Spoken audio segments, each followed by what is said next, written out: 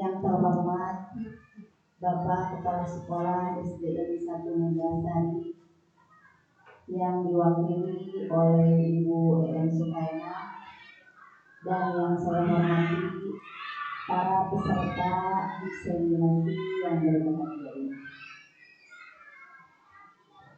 Alhamdulillahirabbil alamin wa bihi nasta'inu ala umuri dunya waddin wa ala alihi wa sahbihi ajma'in. Amma ba'du.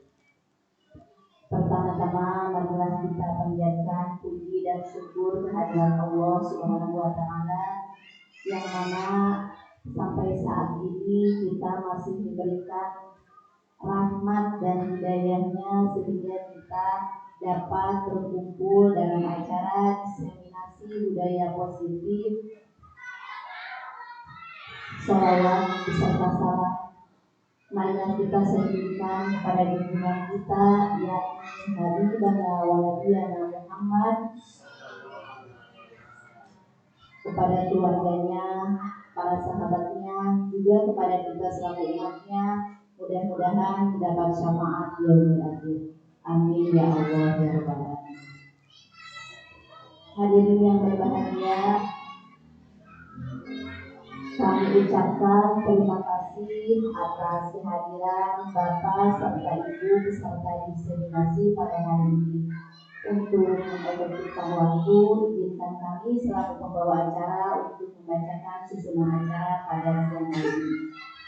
Acara yang pertama yaitu pembukaan, yang kedua menyanyikan lagu Indonesia Raya, yang ketiga sambutan dari Kepala Sekolah SDN 1 Neglasari, yang keempat doa dan tutup, yang kelima kegiatan diseminasi, dan yang terakhir adalah sesi foto.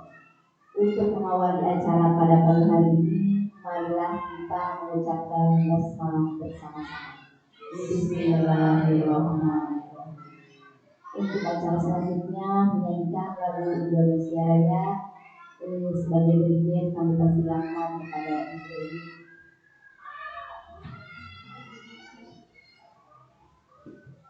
Hadirin dimohon untuk berdiri.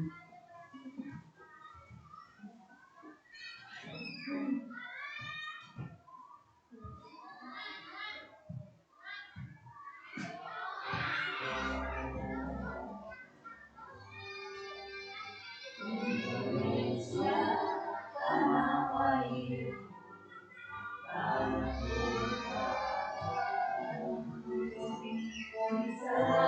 selalu berdiri dari padu ibu. Indonesia kebangsaanku, bangsa dan tanah airmu. Marilah kita bersatu, Indonesia bersatu. Hiduplah tanahku, hiduplah negeriku, bangsaku, rakyatku semuanya.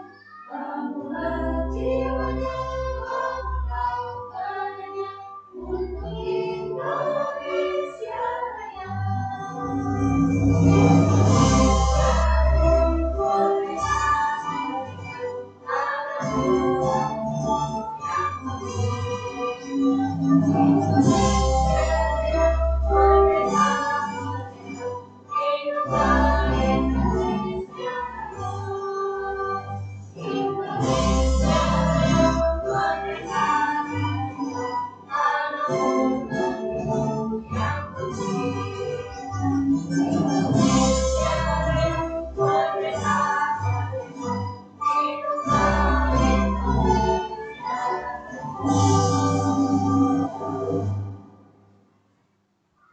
Hadirin dipersilakan untuk kembali.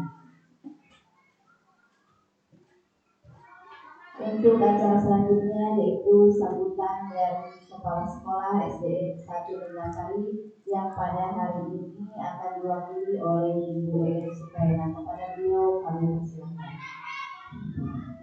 Bismillahirrahmanirrahim. Assalamualaikum warahmatullahi wabarakatuh. Waalaikumsalam. wa bihi nasta'inu ala umuri dunya waddin. Wassalatu wassalamu ala asrofil anbiya'i wal mursalin walhamdulillahi rabbil alamin. Asyhadu an la ilaha illallah wa asyhadu anna Muhammadar Rasulullah. Allahumma sholli ala sayyidina Muhammad wa ala ali Muhammad. Amma ba'du. Puji dan syukur marilah kita panjatkan kehadirat Ilahi Rabbi karena atas nikmat dan hidayahnya kita semua. Semoga senantiasa sampai kepada Habibana wa Nabiyana Muhammad sallallahu alaihi wasallam. Yang terhormat Ibu calon guru penggerak, Ibu Setiawati SPD, Bapak, Ibu guru semuanya yang kami hormati juga. Saya di sini mewakili Bapak Kepala Sekolah SDN 1 Neglasari karena pada kesempatan ini Bapak Kepala Sekolah SDN 1 Neglasari tidak bisa hadir. Terima kasih kepada Ibu Setiawati SPD yang telah mempersiapkan untuk diseminasi budaya positif. Terima kasih juga kepada semua guru yang telah menyempatkan waktunya di acara ini, yaitu di acara diseminasi budaya positif. Ibu Setiawati selaku calon guru penggerak, saya tidak bisa yang banyak saya sampaikan, hanya ada beberapa kata saja. Syukur alhamdulillah kepada Allah Subhanahu wa taala di SDN 1 Neglasari sudah ada guru penggerak. Besar harapan kami untuk menjadi jembatan ya untuk menguatkan SDN 1 Neglasari. Semoga kita lebih maju, lebih berprestasi di dalam kegiatan-kegiatan tersebut. Saya sangat mendukung sekali kepada guru penggerak maupun calon guru penggerak. Semoga bisa menyelesaikan pendidikannya dengan nilai yang sangat memuaskan atau sangat yang diharapkan oleh Ibu Uis. Sekian saja yang bisa saya sampaikan. Mudah-mudahan harapan Ibu Uis kita semua dapat dikabulkan oleh Allah Subhanahu wa taala, khususnya untuk Ibu Uis, umumnya untuk kita semua. Amin ya Allah ya Rabbal alamin. Mohon maaf apabila ada kesalahan. Ditutup wabillahi taufiq wal hidayah. Wassalamualaikum warahmatullahi wabarakatuh. Terima kasih kepada Ibu sebagai wakil Kepala Sekolah SDN 1 Neglasari yang telah menyampaikan sambutannya. Untuk acara yang selanjutnya yaitu doa yang akan dipimpin oleh Ibu dan kepada beliau kami persilakan.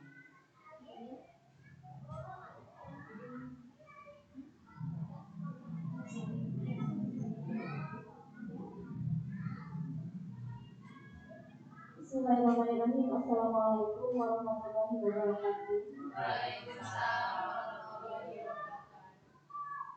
Sebelum melanjutkan acara, mari kita baca doa bersama. Dengan doa mudah-mudahan acara ini bisa berjalan lancar. Bismillahirrahmanirrahim. Alhamdulillahirrahmanirrahim. Hamdan syakirin hamdan na'imin. Allahumma inna nas'aluka salamatan fid din wa afiyatan fil jasad wa ziyadatan fil ilmi wa barakatan fil rizqi wa taubatan qabla al-maut wa maghfiratan ba'da al-maut. Allahumma hawwin 'alaina fi syakaratil maut wan najata minan nar wal 'afwa indal hisab. Rabbana atina fid dunya hasanah wa fil akhirati hasanah wa qina adzabannar. Alhamdulillahirabbil alamin. Al-Fatihah.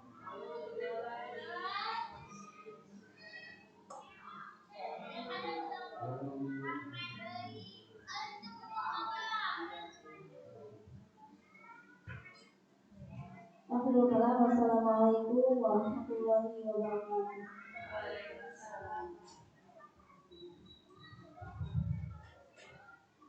Hadirin sekalian, sampailah kita sekarang pada acara pokok yaitu diseminasi budaya positif yang akan disampaikan oleh Ibu Elis Setiawati. Kami mengucapkan selamat mengikuti diseminasi, semoga tetap semangat dan tetap berbahagia. Bismillahirrahmanirrahim. Assalamualaikum warahmatullahi wabarakatuh.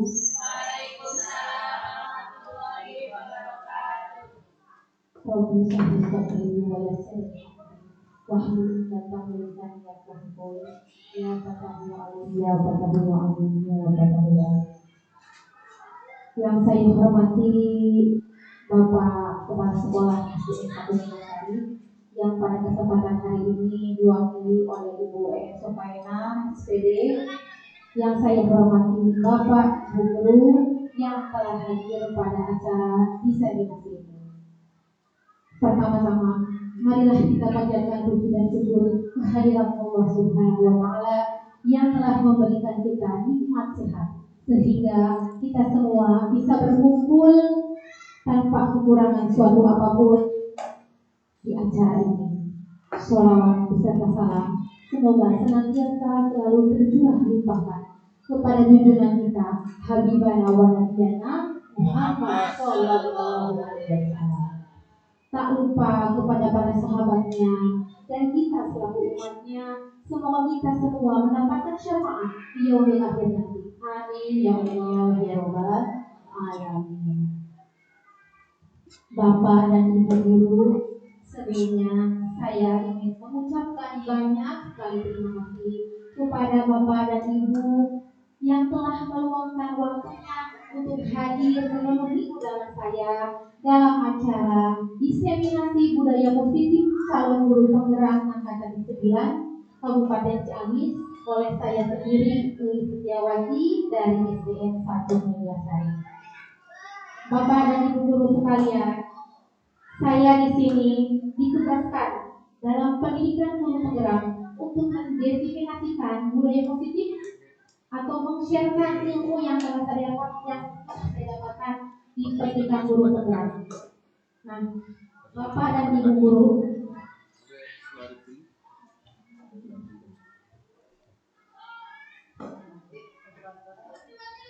perkenalkan, di sini saya dibersamai oleh orang-orang yang berada di layar ini. Yang pertama ada ibu fasilitator saya, yaitu Ibu Elis SPD DR. Kemudian ibu pengajar praktis, Ibu Cucu Ariani SPD, dan saya sendiri CGP Angkatan 3 Elis Setiawati. Nah, selamat datang Bapak Ibu guru hebat. Mari kita belajar bersama, berkolaborasi, saling menguatkan dan saling mendukung demi mewujudkan budaya positif di sekolah kita yang kita cintai. Nah, Bapak Ibu, supaya kita tidak pecah, Bapak Ibu, supaya kita lebih bersemangat lagi, mari kita nyanyikan dulu ya Bu, yel-yel tentang budaya positif Ibu. Nah, ini lagunya sedang viral ya, cukup viral. Nah, saya cuma menyadurnya mengganti liriknya. Sudah tahu ya Ibu ya? Sudah terbaca? Ya, mari kita nyanyikan lagu yel-yel budaya positif.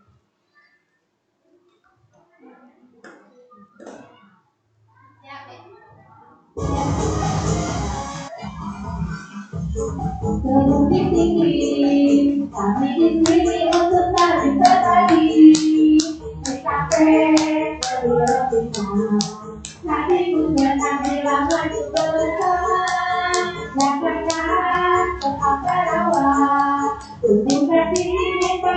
dari siswa Madura sampai ke Ubud, budaya positif pun akan terwujud. Terima kasih Bapak dan Ibu Guru. Nah, selanjutnya, Bapak dan Ibu Guru hebat, pada kesempatan hari ini izinkan saya untuk menyampaikan tentang konsep budaya positif. Nah, di antaranya nanti yang akan saya bahas yaitu disiplin positif dan nilai-nilai kebajikan universal, kemudian teori motivasi, hukuman, penghargaan dan restitusi, kemudian keyakinan kelas, kebutuhan dasar manusia, 5 posisi kontrol, dan segitiga restitusi. Nah, Bapak dan Ibu, dari poin yang ada di layar, nah kira-kira menurut Bapak Ibu yang paling asing yang mana nih? Yang paling itu saya kurang begitu paham atau belum mendengar nih, yang mana nih? Segitiga restitusi. Segitiga restitusi. Nah, sebenarnya ya, Bapak dan Ibu saya yakin sudah melakukan segitiga restitusi pada kegiatan di sekolah ya. Namun mungkin Bapak dan Ibu itu belum mengetahui ya namanya. Nah, nanti setelah saya jelaskan di materi selanjutnya, oh jadi saya tahu, oh sebenarnya saya sudah melakukan kegiatan segitiga restitusi ini. Saya sering nih mengenal anak-anak dengan segitiga restitusi. Nah, atau yang belum nanti kita praktekkan bersama-sama ya. Nah, selanjutnya tujuan diseminasi. Yang pertama, memahami konsep pendidikan menurut Ki Hajar Dewantara dihubungkan dengan konsep budaya dan lingkungan positif di sekolah yang berpihak pada murid. Kemudian yang kedua, melakukan evaluasi dan refleksi tentang praktik disiplin dalam pendidikan Indonesia secara umum untuk mendapatkan pemahaman baru mengenai konsep disiplin positif untuk menciptakan murid profil pelajar Pancasila. Dan yang terakhir adalah memahami peran sebagai guru untuk membangun budaya positif dengan menerapkan konsep disiplin positif dalam berinteraksi dengan murid. Baik Bapak Ibu, saya punya pertanyaan pemantik nih. Kira-kira Bapak dan Ibu setuju tidak dengan pernyataan yang ada di layar ini? Ya, nomor 1, hukuman dapat mendisiplinkan anak. Nah, Ibu Bapak setuju tidak kalau hukuman itu dapat mendisiplinkan anak?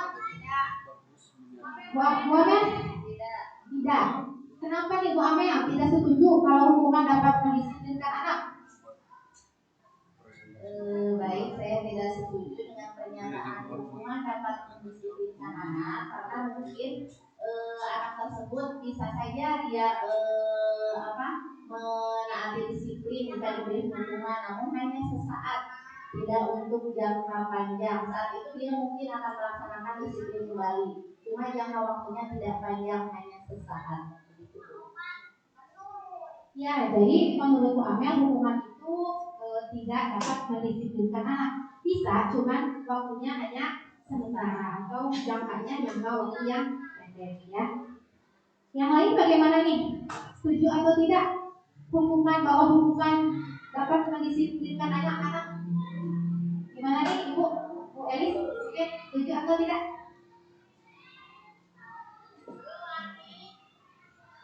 Dengan hukuman, kita kan sering misalkan anak-anak nih datang terlambat, kemudian dihukum oleh gurunya. Kenapa kamu datang terlambat? Bukan. Coba karena kamu datang terlambat, coba kamu keliling lapangan atau berdiri di tiang bendera selama 10 menit. Itu kan anak-anak dihukum. Nah, menurut Ibu dengan cara seperti itu dapat mendisiplinkan anak atau tidak, Bu? Ya, menurut Ibu dapat ya. Ya, nanti kita akan tahu jawabannya di pemaparan selanjutnya, apakah hukuman itu memang bisa mendisiplinkan anak atau tidak. Yang kedua nih Bapak Ibu, Pemberian hukuman dengan hal positif seperti membaca atau membersihkan halaman sekolah dapat meningkatkan disiplin anak. Nah, kalau di sini hukumannya dengan hal positif, ya, hukumannya dengan yang positif. Nah, setuju nggak kira-kira Bapak Ibu dengan pernyataan yang nomor 2 ini? Setuju? Ya, setuju. Kalau nomor 3, memberi penghargaan dapat meningkatkan motivasi belajar anak. Nah, penghargaan itu berupa hadiah, ya, bisa berupa reward. Penghargaan itu bisa meningkatkan motivasi belajar anak. Gimana nih, Bu Reni? Setuju. Setuju? Kenapa bisa setuju? Setuju dengan pernyataan memberi penghargaan dapat meningkatkan motivasi anak, karena anak-anak itu dunia bermain, dunia anak-anak. Jadi kalau misalnya dia dikasih reward, berarti saya lebih baik, tandanya saya sudah bisa. Merasa tersanjung. Jadi kepada yang lain juga ada motivasi untuk dapat penghargaan tersebut. Jadi bukan anak untuk anak itu sendiri, tapi misalnya untuk kelas 3 semuanya. Itu Bu. Baik, terima kasih. Jadi menurut Bu Reni, penghargaan memang bisa meningkatkan motivasi belajar anak. Ya, selanjutnya. Nah, untuk selanjutnya saya akan memaparkan mengenai disiplin positif dan nilai-nilai kebajikan universal. Nah, di sini ada positive mindset. Positive mindset itu kita itu dituntut untuk berpikir yang positif, ya. Yang positif ini berarti hal-hal yang baik atau hal-hal yang buruk, Bapak Ibu? Nah, tentunya hal-hal yang baik. Ya, jadi kita itu berpikirnya harus positif, harus yang baik-baik. Nah, lalu apa itu budaya positif? Dari tadi kita berbicara mengenai budaya positif. Nah, budaya positif itu sendiri adalah perwujudan dari nilai-nilai atau keyakinan-keyakinan universal di sekolah. Nah, di sini ada perwujudan dari nilai-nilai yang positif tentunya, ya. Seperti apa sih Bapak Ibu nilai-nilai yang positif yang suka diterapkan di sekolah itu? Contohnya? Pembiasaan.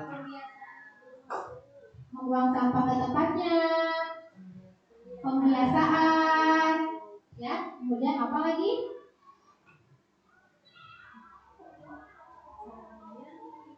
Saling menyayangi, nah itu nilai-nilai.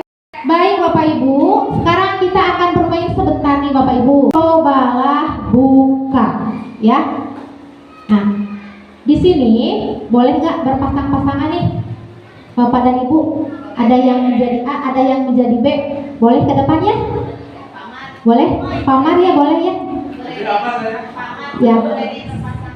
Sok Pamar ke depan. Satu lagi siapa? Mau Bu Amel? Bu Reni? Bu Amel saja, katanya Bu Api mungkin mau ke depan. Yuk ke depan dulu lah.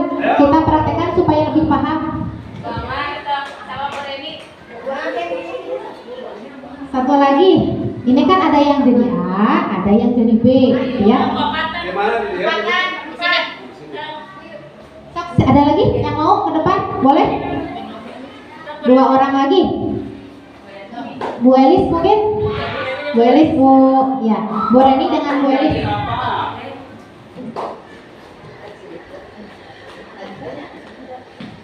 Coba Bapak Ibu di sini siapa yang mau menjadi A? Aku. Siapa yang A? Pamar A dan Bu Amel A. Berarti di sana Bu Amel. Nah, enggak, di sini Bu Amel.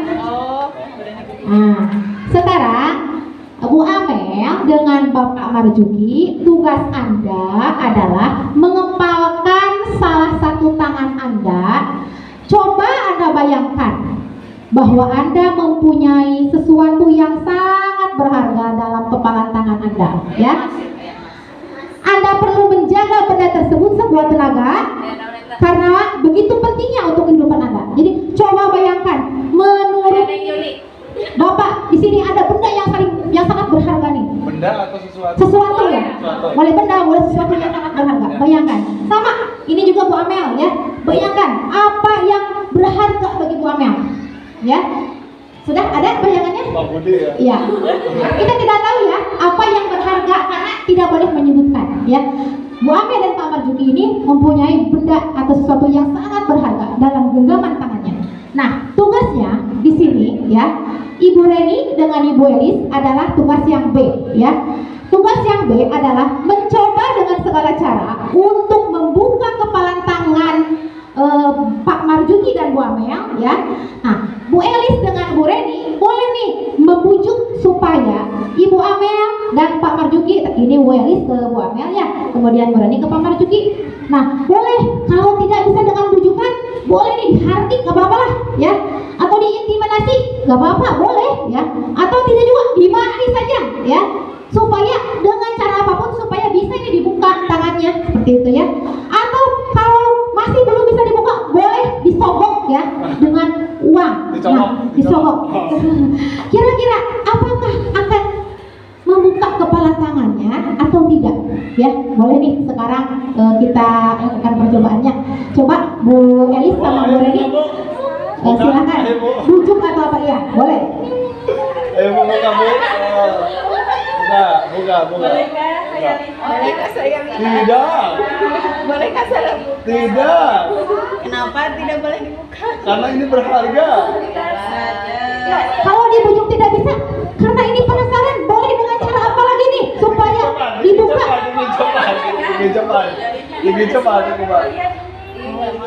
Gak boleh, ini berharga. Buka WA. Wow, gak boleh, gak bisa. Saya mau itu Bu Amel. Oh tidak. Nah, tetap tidak mau. Ayo Bu Elis, berusaha lebih keras lagi dengan cara apa nih? Saya tidak. Gimana? Aduh, tetap tidak mau. Ini Pak Marjuki bagaimana? Aduh, ini dipaksa ya, dipaksa. Tetap tidak mau. Ya. Ini maksa wae dong. Ya, sudah ya. Bapak dan Ibu, terima kasih. Silakan kembali ke tempat duduk masing-masing. Ya.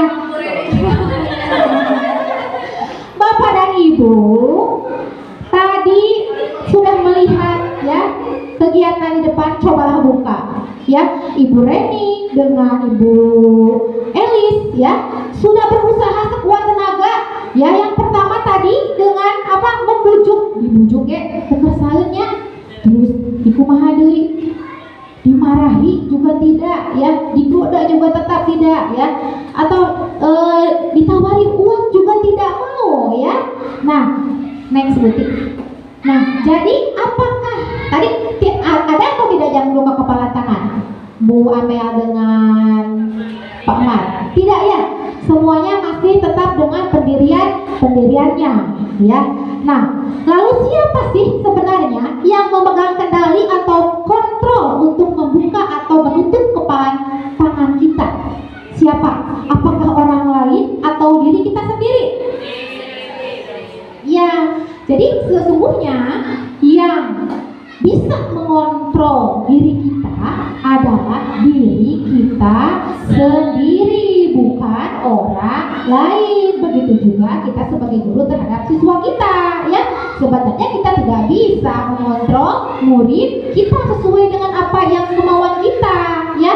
Jadi kalau murid tidak mau melaksanakannya, ya sudah ya, tidak apa-apa ya. Kalaupun murid itu mau menuruti apa kata kita, berarti murid itu sedang mengizinkan dirinya ya untuk dikontrol oleh kita sebagai guru ya. Jadi kita itu sebenarnya tidak bisa mengontrol murid ya. Nah, next.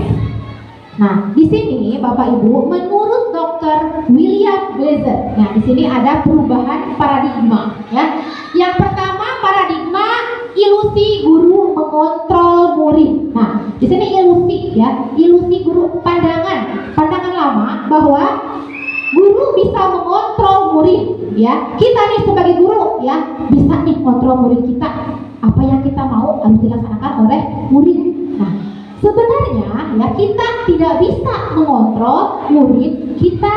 Nah, seperti yang sudah tadi saya jelaskan, walaupun murid menuruti kemauan kita, itu tandanya murid itu sedang mengizinkan dirinya dikontrol oleh kita ya.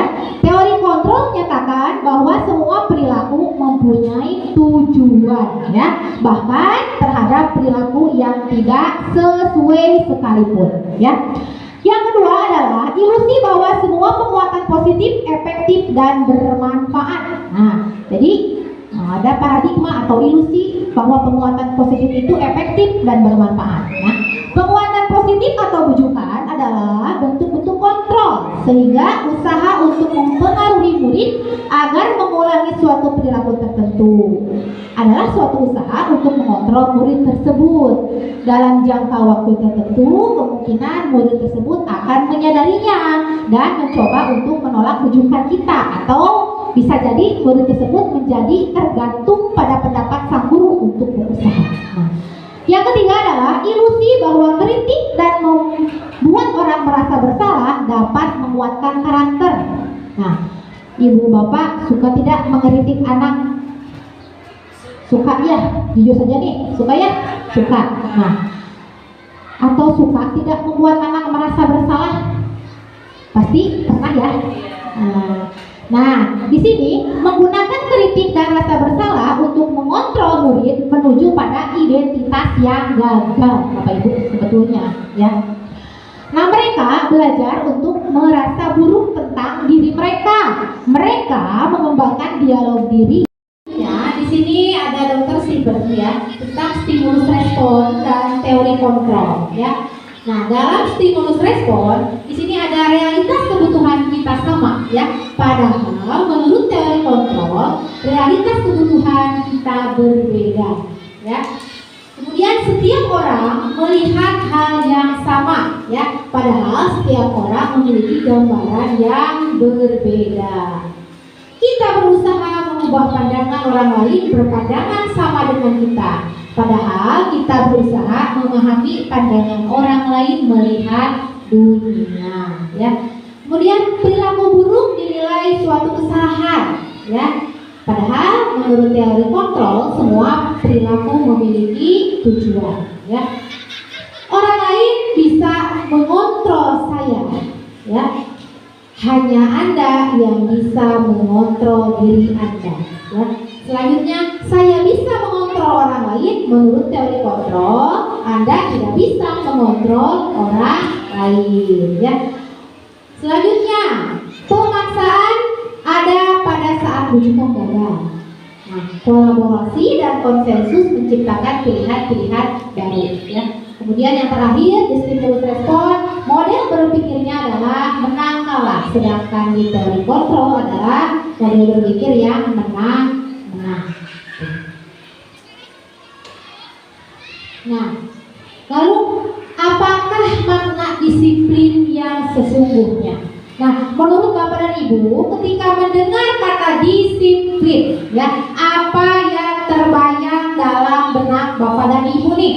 Ketika mendengar kata disiplin, apa? Aturan. Apa lagi nih, Bapak dan Ibu, yang ada di benak Bapak dan Ibu, yang dibayangkan ketika mendengar kata disiplin? Ya, tadi disiplin adalah aturan, disiplin adalah tata tertib, ya. Disiplin adalah mungkin ada yang mengaitkannya dengan hukuman, ya. Padahal, ya, hubungan dengan disiplin positif itu berbeda, ya. Nah, bahkan hukuman itu kalau boleh jangan dilakukan terhadap anak. Itu merupakan alternatif yang paling terakhir kalau hukuman itu, ya. Sebisa mungkin kita sebagai guru janganlah menghukum anak, ya. Nah, di sini disiplin itu berasal dari bahasa Latin yaitu disiplina yang artinya belajar, ya. Disiplin membuat orang menggali potensinya menuju sebuah tujuan mulia apa yang dia hargai. Nah, kemudian disiplin diri juga mempelajari bagaimana cara mengontrol diri dan bagaimana menguasai diri untuk memilih tindakan yang mengacu pada nilai-nilai yang kita hargai agar tercapai tujuan mulia, ya. Selanjutnya, namun dalam budaya kita makna disiplin telah berubah menjadi sesuatu yang dilakukan seseorang pada orang lain untuk mendapatkan kepatuhan. Ya. Kecenderungan umum adalah menghubungkan kata disiplin dengan ketidaknyamanan, bukan dengan apa yang kita hargai atau pencapaian suatu tujuan mulia. Itu ya makna disiplin yang sesungguhnya. Nah, ini disiplin menurut Ki Hajar Dewantara. Ya, jadi disiplin menurut Ki Hajar Dewantara adalah sesuatu yang tumbuh dari kesadaran sendiri, bukan dari paksaan orang lain. Nah, konsep ini disebut sebagai disiplin yang positif. Nah, di sini nilai-nilai kebajikan universal. Nilai-nilai kebajikan adalah sifat-sifat positif manusia yang merupakan tujuan mulia yang ingin dicapai setiap individu. Nilai-nilai tersebut bersifat universal dan lintas bahasa, suku bangsa, agama maupun latar belakang. Nah, setiap perilaku atau perbuatan itu memiliki tujuan menurut Dr. William Glasser pada teori kontrol tahun 1984. Dengan mengaitkan nilai-nilai kebajikan yang diyakini seseorang, maka motivasi intrinsiknya akan terbangun sehingga menggerakkan motivasi dari diri untuk dapat mencapai tujuan yang mulia yang diinginkan. Itu menurut William Glasser. Nah, Bapak Ibu kelihatannya sudah mulai jenuh nih. Nah, mari kita ice breaking dulu ya, sebentar boleh? Nah, boleh ya. Tahu tepung tanpa suara boleh dipimpin oleh siapa? Sudah ada yang tahu? Boleh ini biasanya suka melakukan ice breaking. Buka mulut, tertawa 3 kali. Ha ha ha. Ya. Buka mulut, tertawa 2 kali. Ha ha. Buka mulut, tertawa 1 kali. Buka mulut, tertawa tanpa suara. Ya, bisa ya? Lagi. Buka mulut, tertawa 3 kali. Ha ha ha. Buka mulut, tertawa 2 kali. Ha ha. Buka mulut, tertawa 1 kali. Ha. Buka mulut, tertawa tanpa suara. Nah, terima kasih Bapak dan Ibu, semoga lebih bersemangat lagi ya mengikuti simulasi ini. Lanjut. Nah, di sini ada nilai-nilai kebajikan universal ya.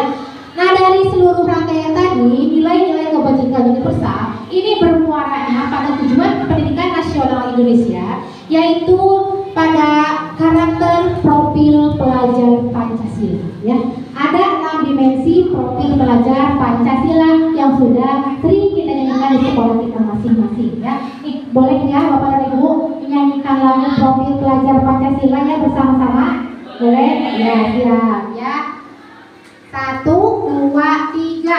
Pelajar Pancasila beriman dan bertakwa pada Tuhan Yang Esa dan berakhlak mulia, berkebinekaan global, gotong royong mandiri, kreatif dan bernalar kritis. Baik, terima kasih Bapak dan Ibu ya. Itulah profil pelajar Pancasila yang menjadi tujuan pendidikan di Indonesia. Ya, jadi ini memiliki murid-murid atau generasi yang mempunyai atau yang berkarakter Pancasila. Next. Nah, sekarang ini baru yang kedua nih Bapak dan Ibu ya. Teori motivasi, hukuman, penghargaan, dan restitusi. Ya. Nah, teori motivasi. Nah, coba kita refleksi sejenak nih Bapak dan Ibu, merefleksikan diri kita sendiri.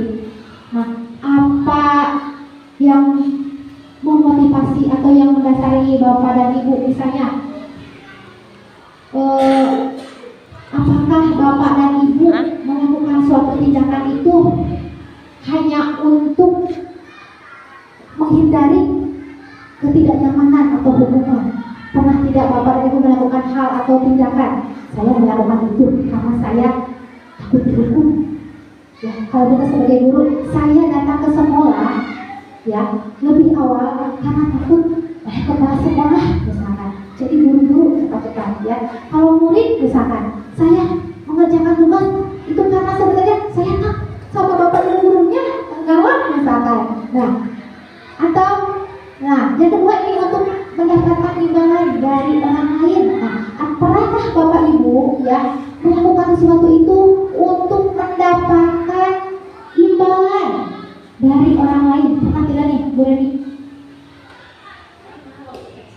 Pernah ya, jujur saja ya, manusiawi ya, kalau kita itu pernah melakukan sesuatu itu karena untuk mendapatkan imbalan atau pujian dari orang lain ya, itu manusiawi ya Bapak Ibu.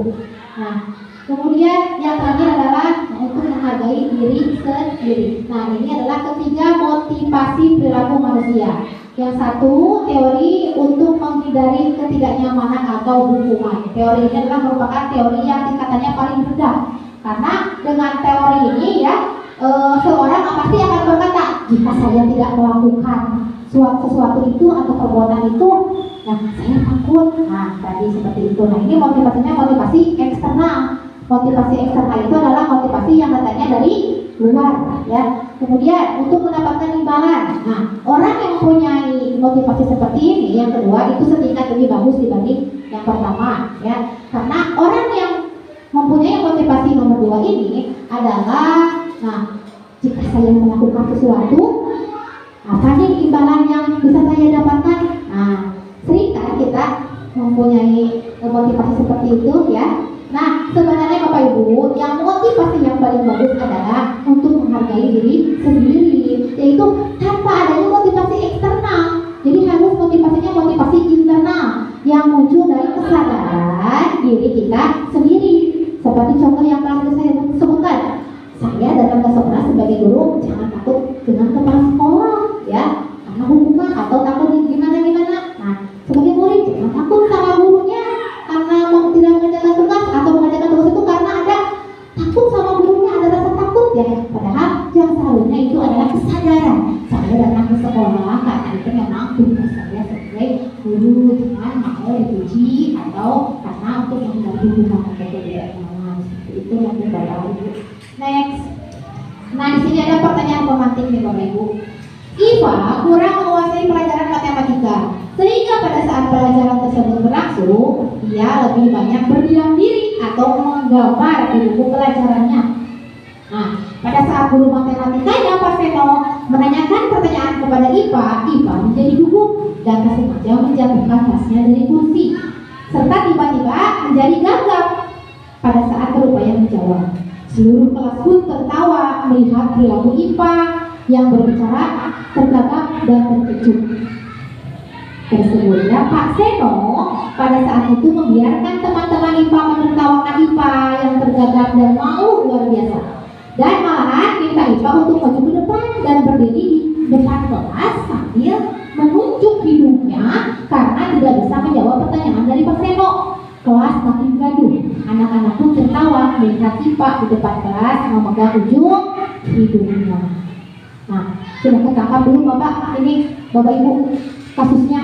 Jadi ada seorang guru matematika ya yang mengajar matematika. Nah, di sini IPA muridnya itu tidak suka dengan pelajaran matematika, dia sukanya menggambar.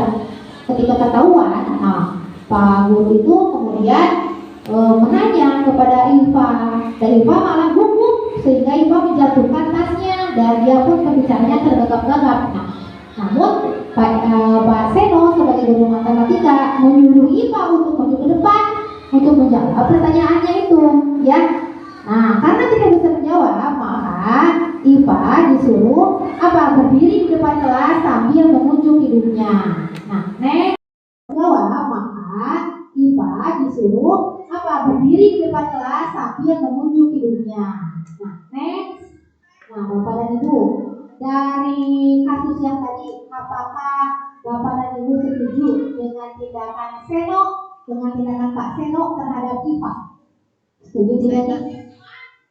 Tadi Pak Seno berperilaku seperti itu.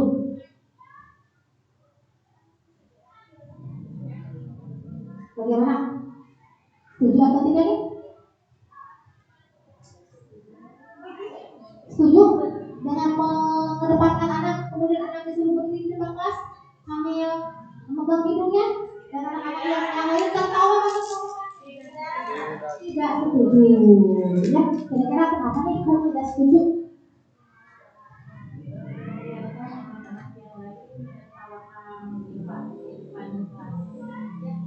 Jadi ini akan berdampak pada mental, ya, berdampak pada mental dengan mempermalukan IPA di depan kelas. Nah, menurut Bapak Ibu, tindakan Pak Seno terhadap IPA apa? Adalah sebuah hukuman atau konsekuensi. Adalah sebuah hukuman yang tadi sudah saya jelaskan bahwa hukuman itu kita menjadi alternatif yang paling terakhir yang dilakukan terhadap murid. Sebisa mungkin kita tidak boleh menghukum murid. Yang next. Nah, di sini perbedaan hukuman dan konsekuensi. Ya. Hukuman itu sesuatu yang menyakitkan, harus terjadi. Ya. Kalau konsekuensi sesuatu harus terjadi. Kemudian membuat anak sakit hati kalau hukuman itu baik fisik maupun hati untuk jangka waktu yang lama, jadi akan membekas kalau kita dihukum. Nah, pernah contohnya nih, kalau anak misalkan ada anak datang ke sekolah terlambat, tadi kan saya sudah sebutkan, misalnya, kenapa kamu terlambat? Guru itu seperti itu ya. Karena kamu terlambat, coba kamu berdiri di depan tiang bendera. Nah, itu kan anak itu akan menjadi merasa apa? Menjadi merasa sakit hati ya dengan ucapan begitu. Nah, itu akan membekas dalam waktu yang sangat lama. Jadi membuat anak menjadi pendam ya. Kemudian membuat anak merasa tidak nyaman dalam jangka waktu pendek. Nah, kalau konsekuensi adalah membuat anak merasa tidak nyaman dalam jangka waktu pendek. Contohnya, misalkan anak di sini kan di kelas misalkan sering berbuat geluh ya. Misalnya Ibu Reni, nah bukunya disobek nih sama Bu Nur, misalkan ya. Atau Neng Reni disobek nih sama Neng Nur, misalkan ya. Bukunya, nah kemudian Ibu Guru melakukan tindakan. Nah, siapa tadi yang menyobek itu harus diganti bukunya. Nah, itu adalah konsekuensi. Jadi ada hubungannya antara kesalahan dengan seperti itu ya. Nah, kemudian hukuman, anak membenci kedisiplinan. Kalau konsekuensi, anak menghargai disiplin. Ya. Kalau hukuman itu adalah suatu paksaan. Kalau konsekuensi, stimulus atau tanggapan. Ya. Kalau hukuman mendorong anak menyakiti diri sendiri. Kalau konsekuensi mendorong anak agar tidak menyesuaikan diri. Ya. Hukuman konsep diri yang buruk, konsekuensi konsep diri yang baik. Ya.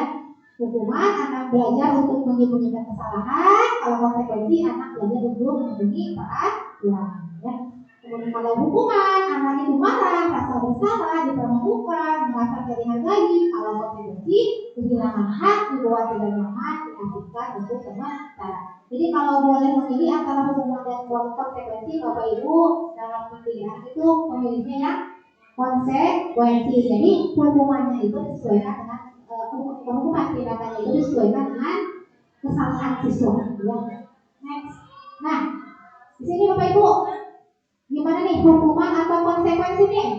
Satu, mencatat 100 kali di dalam buku kalimat, di dalam buku dengan kalimat saya tidak akan terlambat lagi karena terlambat ke sekolah. Nah, hukuman atau konsekuensi nih Bapak Ibu adalah hukuman ya, karena tidak ada kaitannya ya Bapak Ibu antara kita terlambat atau anak terlambat ke sekolah dengan anak disuruh mencatat 100 kali, tidak ada hubungannya ya. Jadi ini adalah hukuman. Kemudian lari mengelilingi lapangan basket 2 kali karena terlambat hadir di sekolah. Hukuman atau konsekuensi?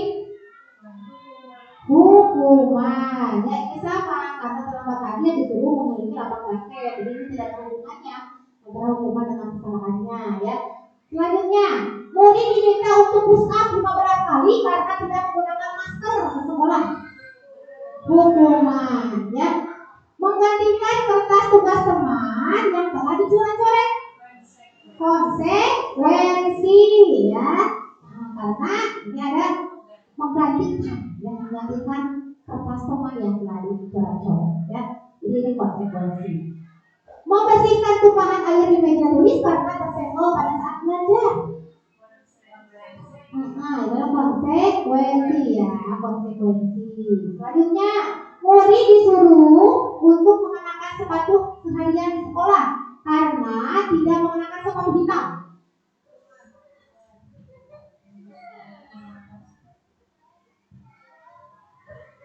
Jadi murid disuruh untuk mengenakan sepatu seharian karena tidak mengenakan sepatu hitam. Di sini adalah hukuman ya. Lari mengelilingi lapangan karena terlambat 10 menit untuk pelajaran PJOK. Nah, di sini ada pelajaran PJOK-nya. Jadi apa nih konsekuensi?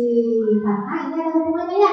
Kalau tadi mah karena terlambat sekolah ya, jadi tidak ada hubungannya. Kalau ini kan dalam pelajaran PJOK, jadi boleh ini konsekuensi. Next.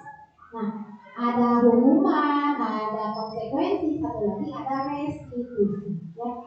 Restitusi adalah proses menciptakan kondisi bagi murid untuk memperbaiki kesalahan mereka, sehingga mereka bisa kembali kepada kelompok mereka dengan karakter yang lebih kuat. Restitusi juga merupakan proses kolaboratif yang mengajarkan murid untuk mencari solusi untuk masalah mereka, membantu murid berpikir tentang orang seperti apa yang mereka ingin menjadi tujuan mulia dan bagaimana mereka harus memperlakukan orang lain menurut tujuan 2004. Nah, jadi nanti ada beberapa pilihan Bapak Ibu, hukuman, konsekuensi, dan restitusi. Nah, tindakan mana yang paling tepat nanti antara hukuman, konsekuensi, dan restitusi. Next, nah ini ciri-ciri restitusi. Nah, restitusi itu bukan untuk menebus kesalahan, namun untuk belajar dari kesalahan. Ya. Kemudian restitusi memperbaiki hubungan. Ya. Restitusi adalah tawaran bukan paksaan. Nah, restitusi menuntun untuk melihat ke dalam diri. Restitusi mencari kebutuhan dasar yang mendasari tindakan. Ya. Restitusi diri adalah cara yang paling baik. Kemudian restitusi fokus pada karakter bukan tindakan.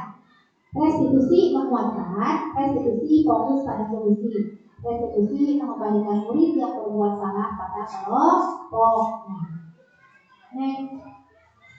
Nah, di sini ada hukuman, kemudian konsekuensi dan restitusi. Nah, hukuman ini ya dalam peta konsep ini ada identitas gagal dan identitas sukses. Kalau hukuman itu membawa anak menuju identitas yang gagal, ya. Sedangkan kalau identitas sukses itu ada konsekuensi dan restitusi. Namun yang paling baik adalah ini restitusi dalam mendisiplinkan anak.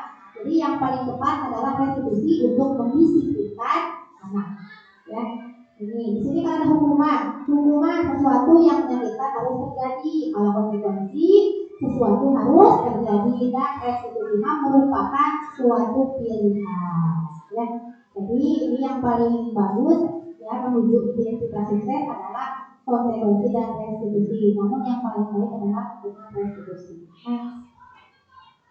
Nah, selanjutnya Bapak Ibu tentang keyakinan kelas. Nah, Bapak dan Ibu, adakah di sini yang sudah membuat keyakinan kelas? Sudah, ya. Nah, mengapa tidak peraturan saja? Mengapa harus keyakinan kelas? Ya, nah di kelas ini, nah di sebelah kiri sudah terlihat ya ada keyakinan kelas yang telah dibuat. Ya, dengan keyakinan kelas berarti kita dengan murid membuat suatu kesepakatan ya nilai-nilai yang diyakini oleh kita dengan murid kita. Nah, di sini mengapa kita memiliki peraturan harus menggunakan helm bila mengendarai kendaraan roda 2, kendaraan roda 2?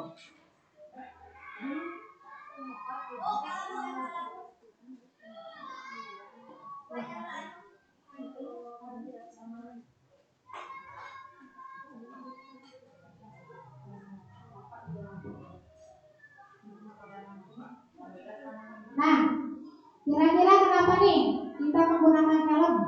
Untuk apa? Ya, itu tujuan mulianya ya. Jadi untuk menjaga keselamatan. Ya. Nah, tapi ada juga yang berpikiran siapku polisi, takutku polisi. Pada dasarnya hampir seperti itu ya. Tapi tujuan mulianya adalah untuk keselamatan. Ya. Yang kedua, mengapa kita memiliki peraturan 3M? Menggunakan masker, mencuci tangan, dan menjaga jarak. Nah, nilai tujuan mulianya apa nih? Kesehatan ya, untuk kesehatan. Nah, seperti itu ya. Jadi untuk mendukung motivasi diri kembali atau keyakinan lebih menggerakkan seseorang dibanding mengikuti serangkaian peraturan kelas. Jadi begitu pula dengan kesepakatan kelas, ya, kesepakatan kelas. Jadi ibu sudah membuat kesepakatan kelas belum, Bu? Sudah ya. Nah, jadi berarti kalau ibu sudah melakukan kesepakatan kelas, misalnya, jadi nilai-nilai kebajikan ya yang diyakini oleh setiap murid, ya. Jadi kalau peraturannya yang membuatnya adalah guru atau satu orang, ya satu instansi, kalau kesepakatan kelas merupakan kesepakatan. Jadi melakukan diskusi dulu kita dengan murid maunya apa, guru maunya apa, kita sepakati. Nah, jadilah kesepakatan kelas. Nah, di sini pembentukan keyakinan sekolah atau kelas. Nah, keyakinan kelas bersifat lebih abstrak daripada peraturan yang lebih rinci dan konkret, ya. Pernyataan keyakinan kelas senantiasa dibuat dalam bentuk positif. Nah, jadi kata-katanya itu harus positif nih Bapak Ibu kalau membuat keyakinan kelas. Contohnya, di sekolah, anak-anak kita buat keyakinan kelas.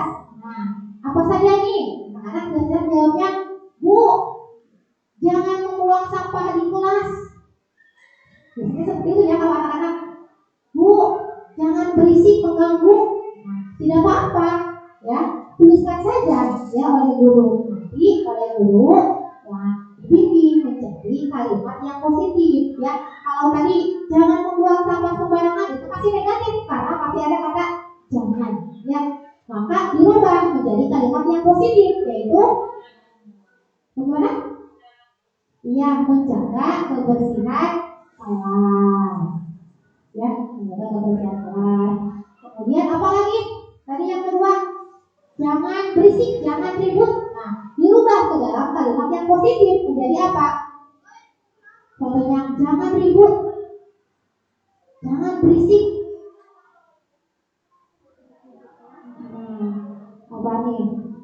Dirubah ke dalam kalimat positifnya yaitu saling menghargai, ya, saling menghargai, saling menghormati. Nah, kemudian keyakinan kelas sebaiknya sesuatu yang dapat diterapkan di lingkungan tersebut. Semua warga kelas hendaknya ikut berkontribusi dalam pembuatan keyakinan kelas lewat kegiatan curah pendapat, ya. Bersedia meninjau kembali keyakinan kelas dari waktu ke waktu karena fleksibel, ya. Nanti kan misalkan kalau di kelas 2, di kelas 3 itu pasti berbeda keyakinan kelasnya karena murid yang ada pada kelas tersebut kan berbeda-beda. Jadi kemauannya juga berbeda-beda, nilai-nilai kebajikan yang disepakatinya pun pasti akan berbeda-beda. Selanjutnya, nah ini keyakinan kelas yang ada di kelas 4, ya. Pertama, berdoa sebelum sudah belajar, menghormati guru, saling menghormati sesama teman, buang sampah pada tempatnya, pikir sesuai jadwal, menjaga keamanan dan kebersihan kelas, makan ketika istirahat, ya. Berkomitmen terhadap setiap tugas, selalu bersifat positif.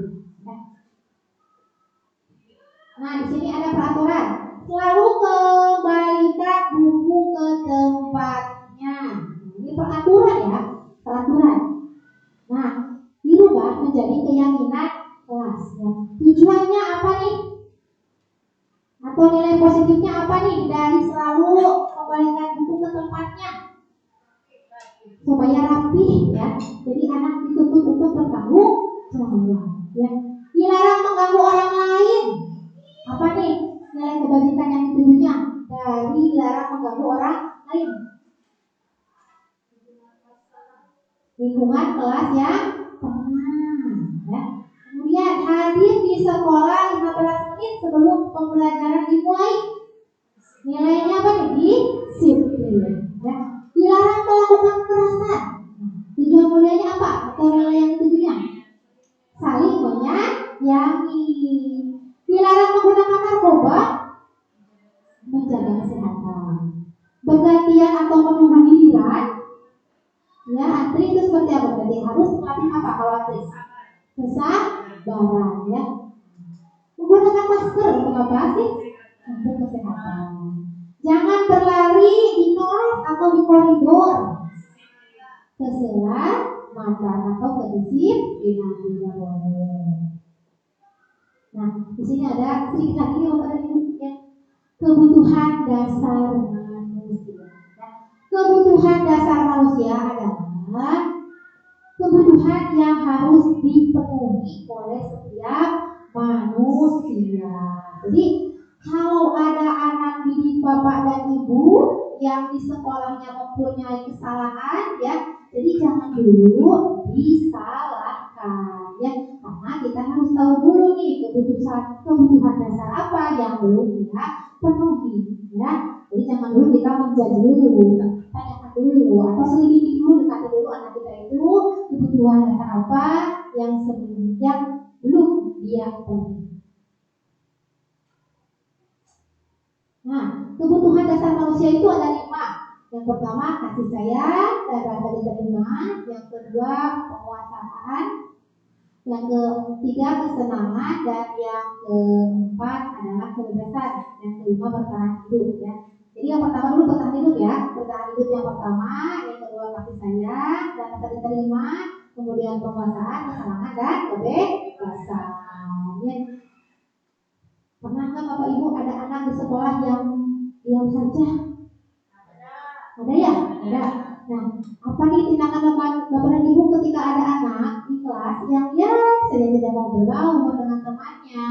Nah, kita itu harus mendekati dulu, ya Bu, ya. Mendekati dulu anak tersebut, kita dekati, kita cari tahu nih kebutuhan dasar anak yang sebetulnya belum anak itu penuhi, yang belum terpenuhi. Mungkin dia kurang kasih sayang, ya, atau ingin merasa diterima oleh teman-temannya. Mungkin dia tidak terlibat anaknya, dicicing, wah, dia bergaul dengan baturnya.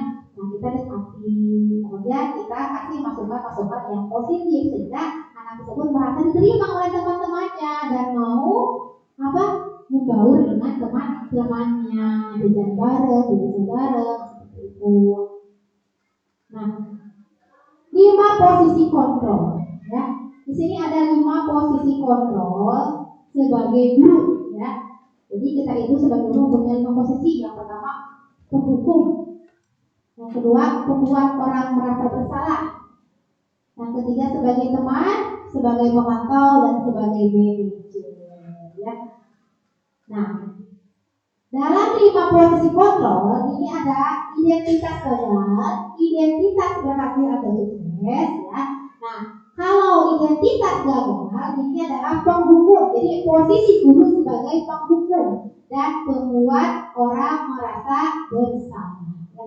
Kalau posisi guru sebagai penghukum biasanya seperti ini, menghakimi, mengunjuk-unjuk, menyakiti atau menyindir.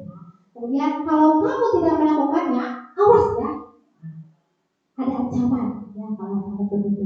Nah, kalau posisi guru sebagai pembuat orang merasa bersalah, misalnya berceramah dan mengatakan seharusnya kamu ini begini, ya, atau ayolah nak, kerjakan, ibu sudah capek-capek menerangkan dari tadi, kamu tidak mau mengerjakan tugas. Nah, itu sebagai membuat orang merasa bersalah. Jadi anak itu merasa kemudian saya mengecewakan ibu saya. Kemudian teman. Nah, di sini sebagai teman, pernah kan ibu bapak untuk memposisikan diri kepada anak didik kita sebagai teman. Nah, di sini membuat alasan-alasan untuk muridnya.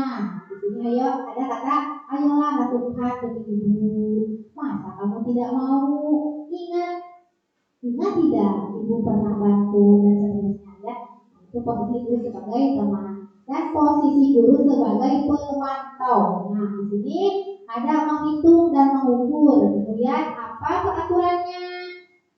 Menyesuaikan diri, ya, bila diawasi. Nah, dan yang paling bagus di 5 posisi kontrol adalah sebagai seorang manajer. Jadi guru itu yang paling bagus dikatanya sebagai seorang manajer, ya.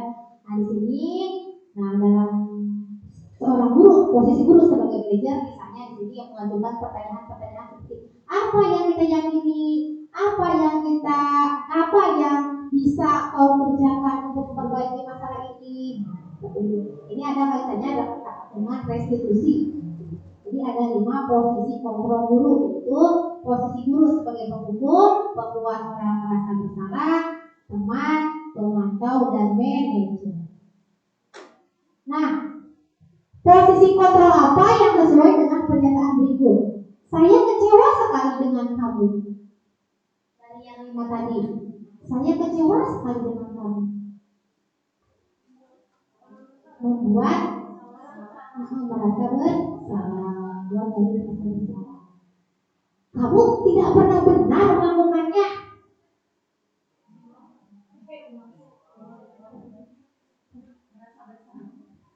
Kamu tidak pernah benar melakukannya, saya tunjuk di sana. Penghukum, ya. Kemudian, ayolah lakukan demi ibu atau bapak. Apa? Selanjutnya, apakah kamu mau mendapatkan stiker bintang hari ini? Apa nih? Pemantau? Kemudian, bagaimana kamu bisa menyelesaikan masalah ini?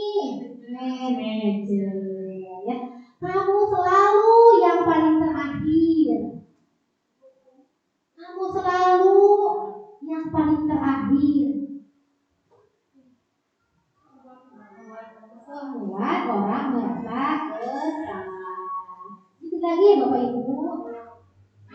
Ini di penghujung materinya itu segitiga restitusi. Ya, tadi kan kata Pak Marzuki baru mendengar segitiga restitusi. Dalam segitiga restitusi ada 3 tindakan. Ya, yang pertama yang ini dulu, menstabilkan identitas. Ya, kemudian validasi kebutuhan dan menanyakan keyakinan. Nah, dalam menstabilkan identitas, nah di sini setiap orang pasti pernah melakukan kesalahan. Misalnya nih Bu, ada anaknya sedang upacara, setiap hari Senin tidak pernah memakai topi misalnya, ya, setiap hari Senin. Ya. Kemudian kita sebagai guru memanggilnya atau di tempat upacara, misalnya kita berdialog dengan anak itu. Nah, kita jangan dulu menyalahkan, ya. Jadi ini dulu menstabilkan identitas dulu, ya. Nah, misalkan setiap orang, nah kamu tahu nggak, misalkan ibu panggil atau ibu dipanggil sama ibu, misalkan iya Bu, iya nah seperti itu. Apa kesalahan kamu nak? Misalkan, iya Bu, saya tidak memakai topi, tidak memakai atribut. Nah, baik nak, ya. Setiap orang pasti pernah melakukan kesalahan. Seperti dulu ya, seperti itu dulu ya Bapak Ibu. Kemudian setelah itu adalah validasi kebutuhan. Nah, kemudian kamu tentu punya alasan mengapa melakukan itu.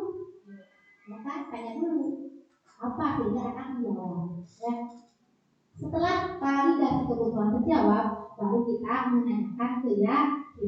Ya, jadi tanya kepada anak sehingga anak itu menyadari apa kesalahannya dan tidak akan melakukan kesalahan itu lagi. Ya.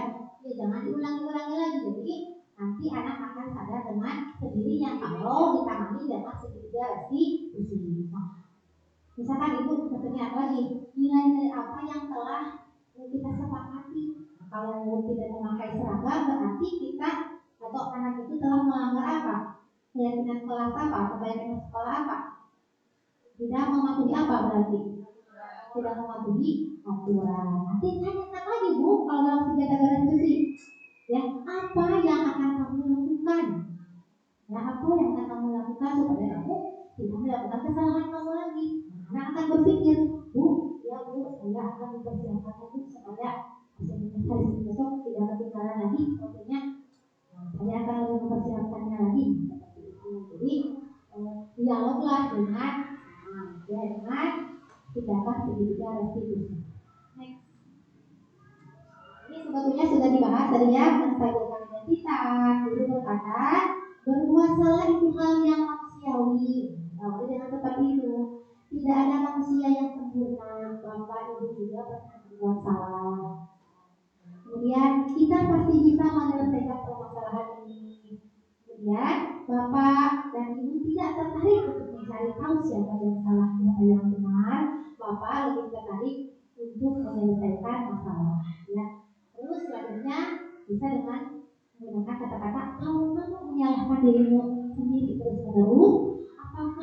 bersikap baik pada diri sendiri. Jadi kita menstabilkan identitasnya dulu. Selanjutnya validasi tindakan yang salah. Nah, guru berkata, kamu bisa saja melakukan hal yang lebih buruk, ya. Kemudian tapi kamu tidak melakukannya. Nah, terus kamu pasti punya alasan mengapa melakukannya, ya. Apa yang penting bagi kamu. Kemudian kamu boleh tetap berusaha menjaga sikap itu, tapi tambahkan sikap yang lain yang baru. Kemudian, maukah kamu belajar cara lain untuk mendapatkan yang kamu butuhkan tanpa harus memukul? Apakah kamu bisa melakukan dengan lebih baik besok lagi? Nah, seperti itu validasi tindakan yang salah. Jadi tindakan yang salah itu divalidasi oleh kita sebagai guru. Selanjutnya adalah menanyakan keyakinan. Ini kegiatan terakhir dalam restitusi, segitiga restitusi. Nah, guru berkata, apa nilai yang kita percaya di kelas atau di sekolah kita? Kalau kita sudah membuat kesepakatan kelas, karena ini adalah kesepakatan kita bersama, dibuat juga oleh bersama, ada curang pendapat. Jadi kita gampang kalau bertanya kepada murid, ya, kesalahannya apa? Kan kita sudah mempunyai kesepakatan kelas di kelas kita. Ini kesepakatannya, melanggarnya berarti itu. Jadi yang sadar sendiri anak itu. Ya. Kemudian nilai-nilai universal apa yang telah kita sepakati. Kelas yang ideal itu seperti apa sih? Karena ada anak yang ribut nih. Nah, di akhir tindakan segitiga restitusi tanyakan itu. Kelas yang ideal itu seperti apa sih? Kamu ingin jadi anak seperti apa? Apa yang kamu rasakan ketika kamu melakukan itu? Kamu menjadi orang yang seperti apa? Nah, itu adalah contoh, ya, dalam menanyakan keyakinan pada anak dalam segitiga restitusi. Nah, baik Bapak Ibu, dalam penerapan program disiplin positif, hendaknya guru memiliki standar kepribadian profesional dan sosial yang baik, di mana guru mampu berefleksi, ya, pada posisi kontrolnya saat ini, bagaimana perjalanan dirinya sebagai seorang amo, yaitu posisi manajer yang menentukan murid-murid menjadi insan yang mandiri, merdeka, dan bertanggung jawab. Nah, Bapak Ibu, ini adalah akhir dari kegiatan kesadaran ini, ya. Saya ingin Bapak dan Ibu merefleksikan kegiatan pada hari ini. Satu, hal baru apa yang mengubah paradigma saya yang saya dapatkan. Mohon sekali Bapak Ibu yang untuk mau menjawab dari 4 pertanyaan ini, ya. Saya mohon bantuannya. Jadi Bapak dan Ibu tolong jawab refleksi yang saya tuliskan di layar. Ya, nomor 1 siapa, 2 siapa, 3 siapa, dan 4 siapa. Ya, pokoknya bantu ya.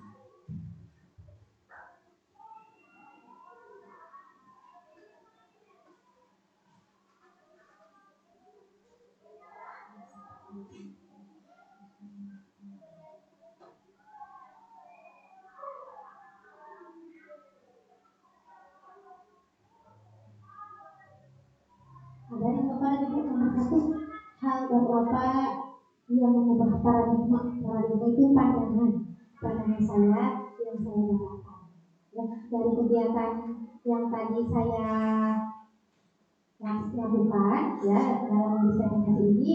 Apa nih hal baru? Ya, boleh Bu. Untuk nomor 1, hal baru apa yang mengubah paradigma saya yang saya dapatkan? Yang saya dapatkan, saya bisa menambah ilmu baru atau materi baru, ya Bu, yang bisa diterapkan di sekolah saya nanti. Misalnya itu yang budaya positif yang akan saya terapkan di sekolah nanti. Baik, terima kasih Bu Elis. Jadi alhamdulillah ya Bu, setidaknya dengan mengikuti destinasi ini ada penambahan ilmu seni ya Bu ya. Semoga kita semua sebagai guru dapat menerapkan budaya positif di sekolah kita masing-masing, sekolah yang kita cintai. Nomor 2, ini siapa, perasaan apa yang muncul selama mengikuti diseminasi ini? Khususnya mengenai makna disiplin dan motivasi intrinsik. Ya, boleh nih Bu Alfi, kira-kira nomor 2.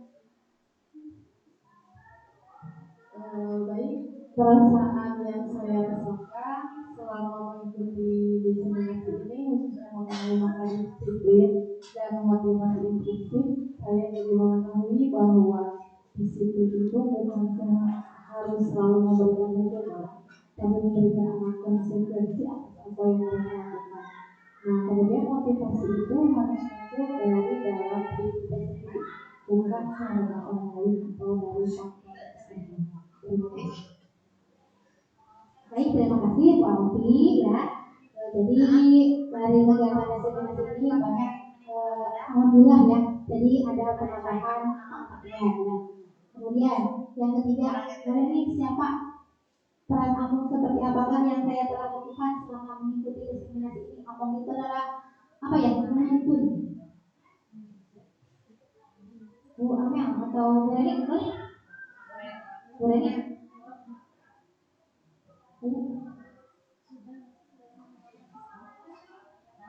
Yang nomor 3, peran Among yang seperti apa?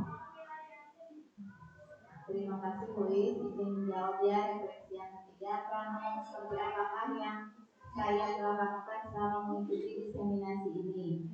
Semoga setelah mengikuti diseminasi pada hari ini, Louis, saya dapat menerapkan peran Among di sekolah sebagai manajer ya Louis. Yang tadinya mungkin saya itu berperan sebagai teman, sekarang lebih baik lagi mungkin setelah mengikuti diseminasi hari ini saya akan menjadi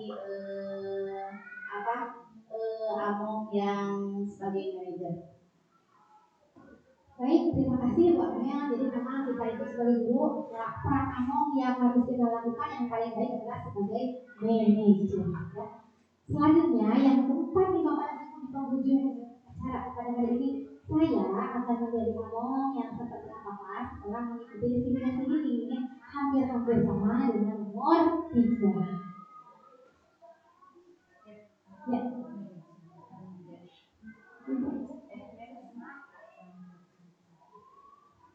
Boleh nih, boleh nih. Ya, terima kasih kepada Bu Eleni. Di pertanyaan yang nomor 4, saya akan menjadi Among yang seperti apakah setelah mengikuti diseminasi, berarti yang akan diterapkan di kelas ini. Sebagaimana kalau anak SD itu masih anak dunia anak, menurut Ustaz Heri Santosa bahwa anak itu harus tumbuh sesuai fitrahnya, sesuai dunianya. Maka kalau misalnya anak kalau disakiti hatinya, dia akan teringat sampai dewasa. Jadi kalau misalnya dia fitrahnya menggambar, misalnya dia suka menggambar, kalau kita menyakitinya itu tidak akan tumbuh bakatnya. Makanya kita harus menjadi Among pengayom untuk anak-anak, khususnya untuk bakat-bakat mereka yang ada di kelas. Kemudian kita juga harus menjadi manajer yang baik buat anak-anak, menjadi manajer tanpa menyakiti perasaannya. Ya. Terima kasih Bu. Ya, terima kasih Bu Reni. Alhamdulillah jawabannya sangat luar biasa ya. Oke. Nah, Bapak dan Ibu, alhamdulillah kegiatan diseminasi budaya positif telah selesai dilaksanakan ya. Saya harap dengan adanya diseminasi ini Bapak dan Ibu, peserta semua, saya sendiri khususnya bisa menerapkan dan menambah kembali budaya positif di sekolah kita, dan kita harus terus berinovasi dalam melaksanakan budaya positif di sekolah yang kita cintai. Baik Bapak Ibu, kegiatan hari ini saya tutup dengan billahi taufiq wal hidayah. Wassalamualaikum warahmatullahi wabarakatuh.